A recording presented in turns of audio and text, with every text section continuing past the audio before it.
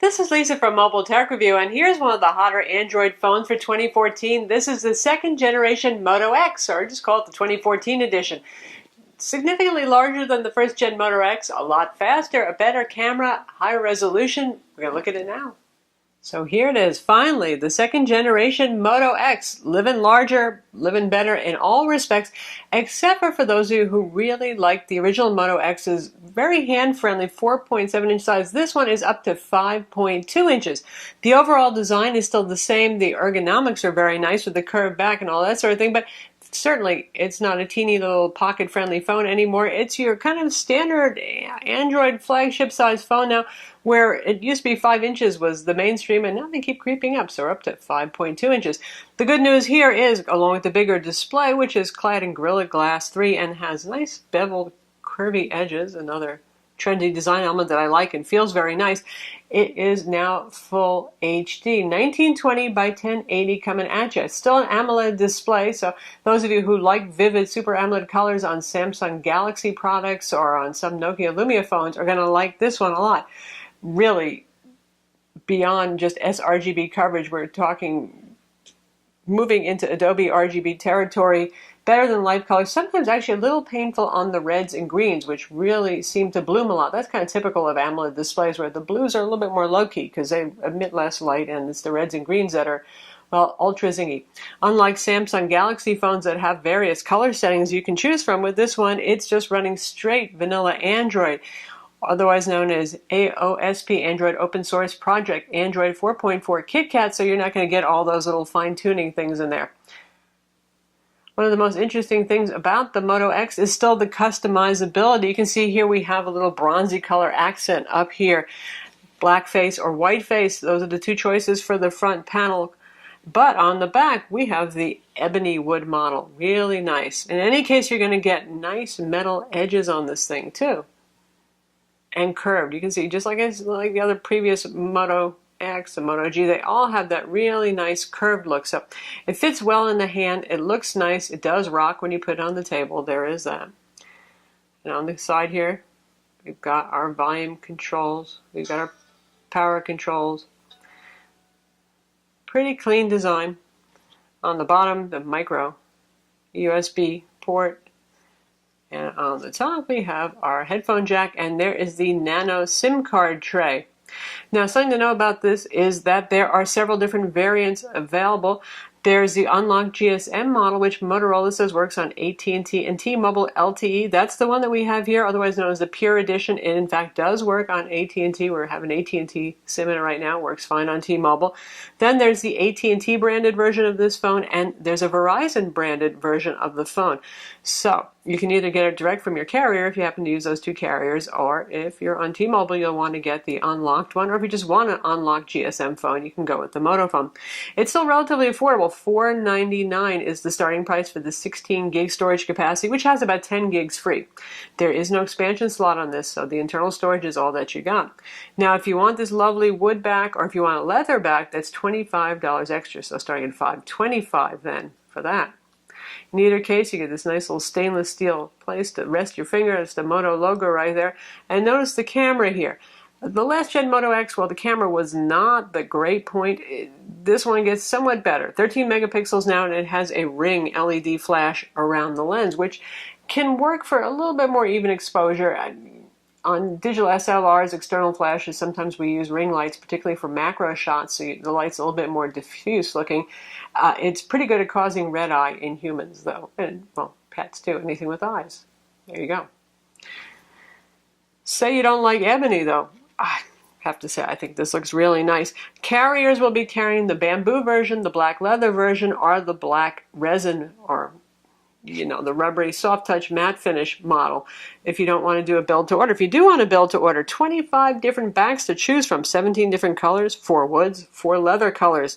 So there's kind of a nice warm brown leather, there's a black leather, you have teak, you have this ebony, you got walnut, and you have bamboo for woods, and 10 different accent colors. And the accent colors again are used for, well, the speaker grill cover over here and the earpiece grill cover up top. Seems the phone is still being made in U.S. at the Fort Worth factory, even though Motorola has said, and Google, who owns Motorola, that they were closing that down, especially with Lenovo imminently taking over Motorola. But right now, the phone is still assembled in the U.S., according to the box, and in fact, ours did ship from Fort Worth. What else is exciting about the phone? Finally, a faster CPU. The last gen Moto X went for a thoroughly mid-range specs. This one shoots higher. We have the usual Snapdragon 801 quad-core, 2.5 gigahertz CPU in here with Adreno 330 graphics, 2 gigs of RAM, and you have a choice of 16 or 32 gigs of storage, internal storage. And again, like I said, it's not expandable storage, so make sure that you get as much as you think you're going to need. And in terms of performance with that CPU, very good numbers there. It's at the higher end of the Snapdragon 801, which is found in the LG G3, the Samsung Galaxy S5, a host of higher-end Android phones. And there's not a whole lot of variation between all these phones, but this one still comes at the higher end quadrant, 21,587. On Tutu, 44,340. Geekbench 3, the single core score is 972. Multi-core is 2951. 3D Mark Ice Storm Unlimited, 19,929. Sunspider WebKit, a decent 776, where lower numbers are better, and the iPhone 6 managed to score in the mid-300s. Wow, but usually 500s is about the best that we see on most Android phones. Google Octane 2 test, 4,607. So, strong performer there. Other features include dual-band Wi-Fi 802.11ac, Bluetooth 4.0 LE, the usual NFC that you'd expect to see on a Google phone, GPS, front 2-megapixel camera, which takes decent selfies, but not superb selfies. The back on the wood one is pretty sturdy. Motorola went with hardwood, so hardwoods are, well, they're hard, so you don't have to worry too much about denting it or really scratching it unless you're very rough with it. It'll show a little fingerprint oil. That's not really a bad thing. Wood actually likes a little oiling every once in a while, so in fact it's probably good for it. The leather one, as you might guess, well, leather can be scratched, and it'll start to look distressed, worn in after a while if you get the leather one. The resin ones, well, they're generally pretty hard to torture and damage, but they do tend to show fingerprints, so that's it for your look options. The antenna runs around the frame over here, and Motorola does some nifty things to ensure good reception. And one of the nicest thing about this, see, I just turn this over and there it is, just ready to unlock. Now if I had email notifications, I'd see an email symbol, I could press and hold Twitter, all that sort of thing. We have all sorts of active stuff going on here, just like the last gen Moto X. And that has to be one of the things I like best about the phone. It's really neat when manufacturers throw in features that actually make a difference and make the phone more usable in an everyday sort of way. So here we have the phone just kind of turned off right now. There are sensors over here, and notice I just turned the screen on. So you can just wave your hand over the phone if you want, just to see if you got any email messages, missed calls, all that sort of thing. So, gee, maybe you don't need that Moto 360 smartwatch after all. You can just do the Swami wave, and there it is, the information that you need. It's also always listening to your voice, so you don't have to turn the phone on to issue voice commands. No longer do you have to say, okay, Google now, either. You can pick your own phrase. Now, it wants you to use something that is 4 to 5 syllables long at least. I tried saying, okay, Woody, since it's a wood phone, and it wouldn't let me do that. It just said, no 3 syllables allowed. So I went with 4 syllables, and I picked something that I probably wouldn't be saying all the time. A2, Brute, what's the temperature?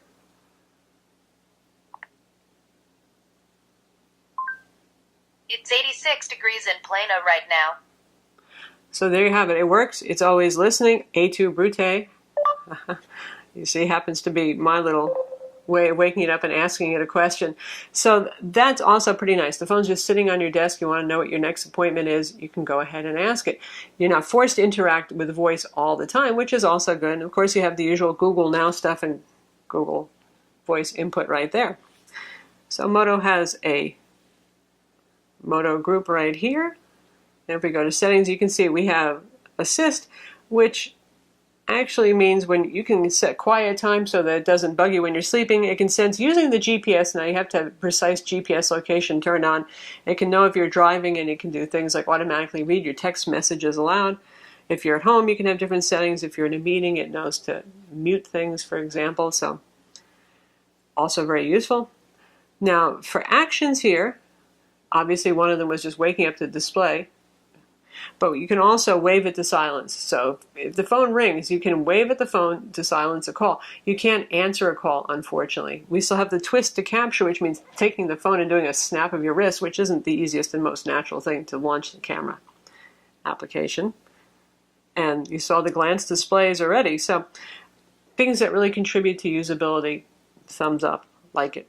Also, it can use the front camera and the IR sensors right here. Keep an eye on you, keep the screen on if you're looking at it. There's also an option to turn the screen off sooner if you're not looking at it. So say you have a long timeout because you tend to read a lot or something, and you set it to 2 or 5 minutes, but then you put the phone down. It's going to say, well, you have not looked at me, so it may start dimming the screen sooner, and you can enable or disable that as you see fit. Since this is pure vanilla Android right here, especially being the unlocked version, there's no carrier bloatware. Even if you get the carrier version, you're still going to get straight Android UI right here, just, well, a bunch of carrier apps. It's very straightforward Android. If you like that, that's a good thing. If you prefer those customized skins from Samsung or LG or anybody else, or even HTC, who does a lighter hand but some very useful customizations, you might not like it. Good news is this is supposed to get Android L quickly, and the unlocked one won't need any carrier approval, so you'll really get it quick. And everything is very stock Android. We have our notifications right here. You can get to settings, press and hold to enable some of these, going to all settings. Very simple stuff right there.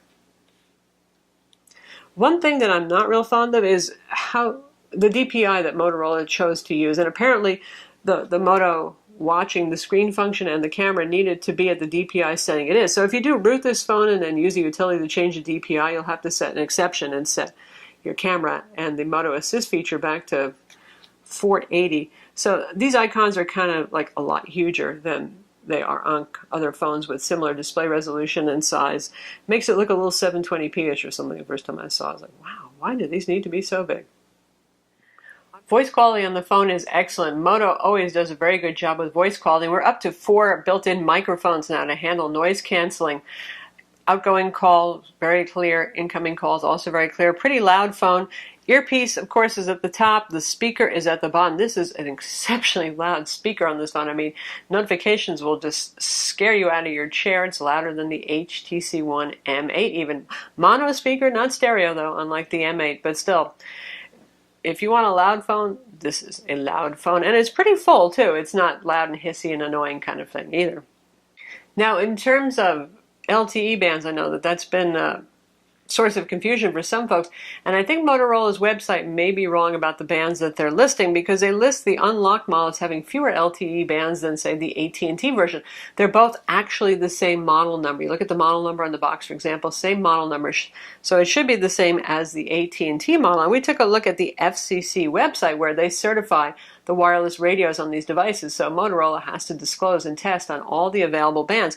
And they list this as having LTE on bands 2, 4, 5, 17, 7, and 29 isn't mentioned, though Motorola does mention 29. So anyway, I don't think you're going to be getting less bands on this than you would if you bought the AT&T version. That said, we are typically on LTE band 2 here in the Dallas area, so we can't find out about that mysterious band 5 that's just used in some rural areas. Anyway, the FCC and Motorola, they have to tell each other the truth there, so I expect that you're going to get all the same bands on this that you would on the AT&T version. Also works with T-Mobile. If you buy the unlocked model, it comes with a T-Mobile prepaid style SIM in it, which you can choose to either use or toss away and put your own nano SIM inside. Data speeds on this is supposed to have Cat4 LTE, otherwise known as bringing you features like advanced LTE, faster LTE speeds, XLTE on Verizon, that sort of thing. Well, so far it's not been scoring, according to speedtest.net, as high as our other AT&T phones. T-Mobile's not quite as fast right here. We typically see about 13 megabit per second down in T-Mobile and about 4 up. So all the phones that we have on T-Mobile, including this one, are doing the same. But on AT&T, on our fastest phones, we've been seeing as high as 54 megabit per second down, say, on the Samsung Galaxy S5. And on this guy here, it's more in the 20s to the 30s. Why this is, I really don't know. This does get somewhat faster upload speeds than those, though. whereas those are typically, AT&T caps a bit, so you'll see around 5 to 6 megabit for upload speeds. On this one, we've seen as high as 13. So what's going on with there? Will there be another firmware update to further improve those LTE speeds and bring them up to Cat 4? Maybe so. Even with this phone, the day after launch, several firmware updates came out to update all of the sensors on it. So it's a work in progress. It seems like just about everything is these days, thanks to over-the-air updates and easy software downloads. How about the screen? 5.2 inches, like I said, and that translates to 423 ppi, pixel density. That's plenty of pixels right there. It's quite nice and quite sharp. It is, of course, an AMOLED display, so that pixel density text looks very sharp. Here we're looking at our own website, Mobile Tech Review. Colors are insanely zingy. Color accuracy in terms of delta E on this, not particularly very good. But for those of you who like the look of AMOLED, Super AMOLED displays and all those hyper vibrant colors, what you've got here, if you like something more natural, you're kind of out of luck. I think a lot of people do like super saturation though, so I suspect most people will look at this and say, what a pretty phone. Brightness, not so great. Now, that's one thing about AMOLED displays. They're great at showing really deep blacks and having infinitely high contrast, which this does, but brightness is a bit of a challenge, and they're going to use more power then because they can actually turn power off when it's showing blacks. Not the brightest phone in the world. If you're outside, definitely want to have brightness set to maximum or enable auto brightness where it will up the sensor, and it's less than 300 nits of brightness according to our colorimeter. So not wildly bright, not the easiest phone to see outdoors, unfortunately. Given the fact that there's only a 2300 milliamp battery in this phone, sealed inside, no way to get it out. 2300 isn't a lot. Look at the Samsung Galaxy S5. It has a 2800 milliamp battery. The LG G3, even bigger battery.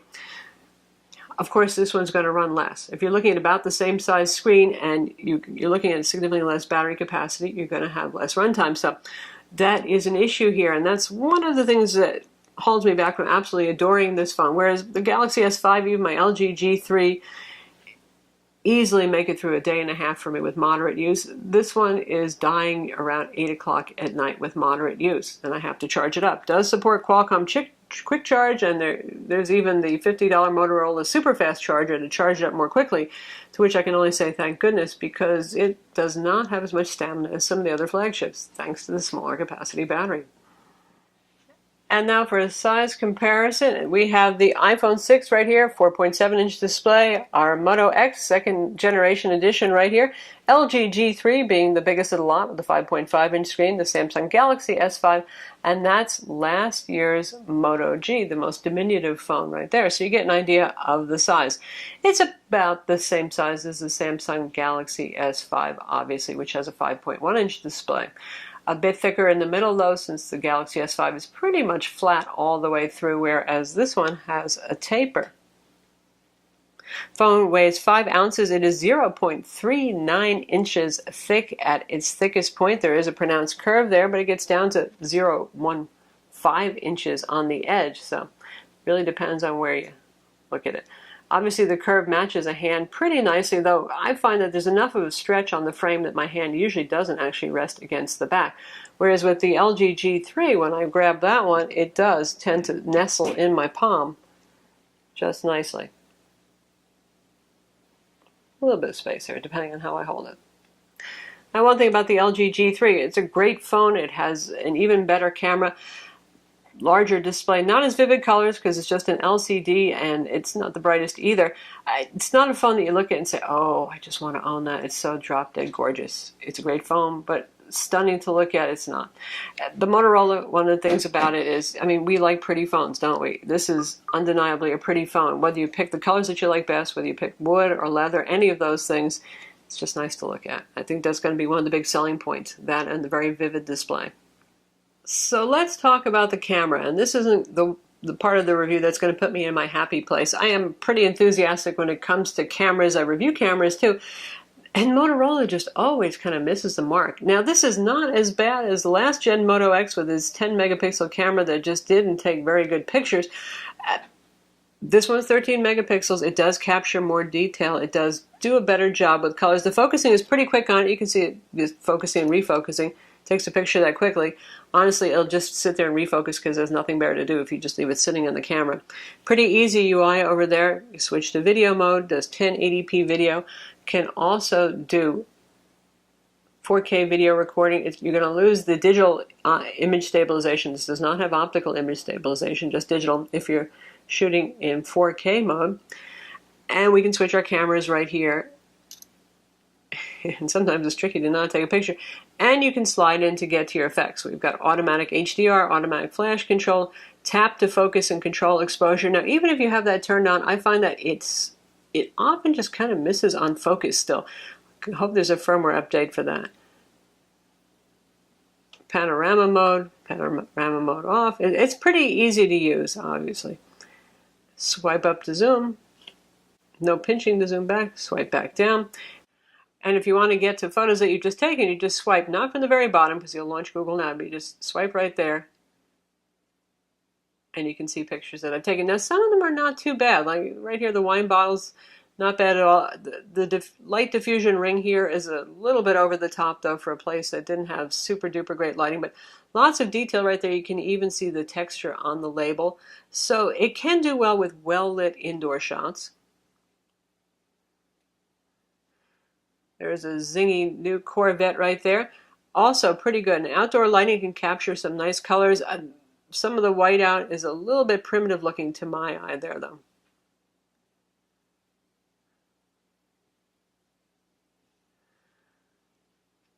Silver outdoors, always tricky. Did a good job right there. Your everyday average scene, nice. I would like to see a little bit more color saturation, though, honestly, especially it was a really beautiful blue sky day there. But it's not too bad. And remember, this AMOLED screen makes everything look more vivid than it will on your computer, so things are a little bit more muted than they may seem right here. Here, this is just atrocious. I'm sorry. For a 13 megapixel camera from 2014, the loss of detail, it blooms severely on yellows as well as reds. A lot of cameras will bloom on reds, but this just... And this is something that I see along with a bias towards sometimes shooting too warm that just doesn't really thrill me. Happily, video generally does a better job than photos, but there's work to be done here with this camera. Now, with something that's a little bit less zingy and vivid, it's pretty good, but we've lost all detail in our white to pink flowers right there. And here's another flower shot where, and these are flowers I often use to take demo pictures, and it's not capturing a super amount of detail on the flower petals right here, or a whole lot of color saturation. So again, room for improvement. Is it hideous? No, it's not. This one is way too warm. I'm not sure why it's doing that. It's pretty consistent in being too warm. And I've tried switching and using the Google camera application, which you can download from the Google Play Store, and it takes slightly sharper pictures. Sometimes the focus is better, but I also find that it crashes the phone too. So that hasn't been the optimal solution yet. There are a lot of Android camera apps available in the Play Store, and you might find one that plays better with this camera, but some of the tweaks I think need to come in firmware as well. Now this one, you can see a lot of sharpening in the leaves, along with some painting on of the grass at the same time. So the image processing could be a bit more sophisticated here. It's not the end of the world. These are a lot nicer than, last year's camera phones on average, some of them anyway. It is a 13 megapixel Sony sensor on here, which was pretty much what flagships were using last year, so there's hope for it. And we're going to test out Modern Combat 4, which is an intensive 3D game, visually very appealing. I'm not particularly good at it, you'll have to forgive me, but we'll get a good idea for the speaker, which is only at half volume right now. Gameplay. Yeah, the screen certainly looks nice, doesn't it?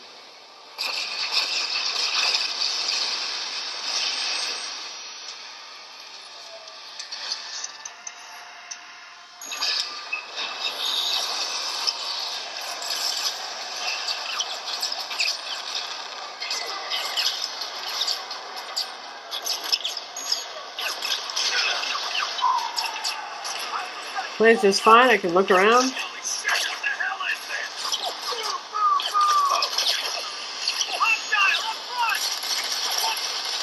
And I'll shoot blindly. But gameplay, very good. Speaker, incredibly loud.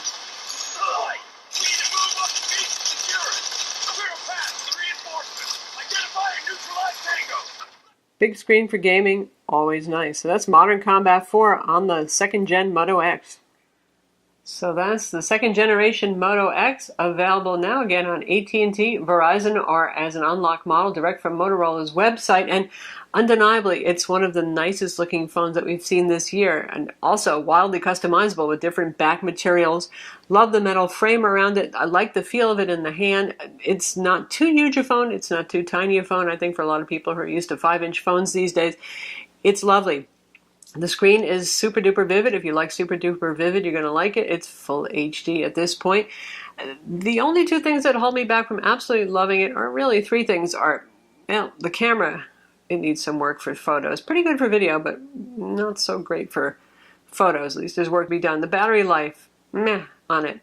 And for some reason, I'm not seeing the LTE speeds that I'm seeing on some other phones when using this on the AT&T network. Not bad, like I said, just not quite as fast as some of the Cat 4 and advanced LTE devices that we've seen. Again, these things can be fixed with the firmware too. Well, not the battery life, but the rest of them. So that's the 2nd generation Moto X. It's available now. You can get it unlocked, like I said, or as an AT&T phone or a Verizon phone. And it's interesting, isn't it? You're paying a little bit less here, $99 versus $199 on contract, or $100, $150 off for full retail, but you're getting a lot of flagship features. Still a couple of reservations. The camera could be better, the battery life could be better, but beyond that, it's a beautiful looking phone. You can customize it as you see fit, get a whole bunch of different backs on it, wood, leather, different colors. It's pretty neat. It's fast, and it's very responsive, literally responsive to your voice, to your touch, to your hand actions. I'm Lisa from Mobile Tech Review. Be sure to visit our website for the full written review, and don't forget to subscribe to our YouTube channel.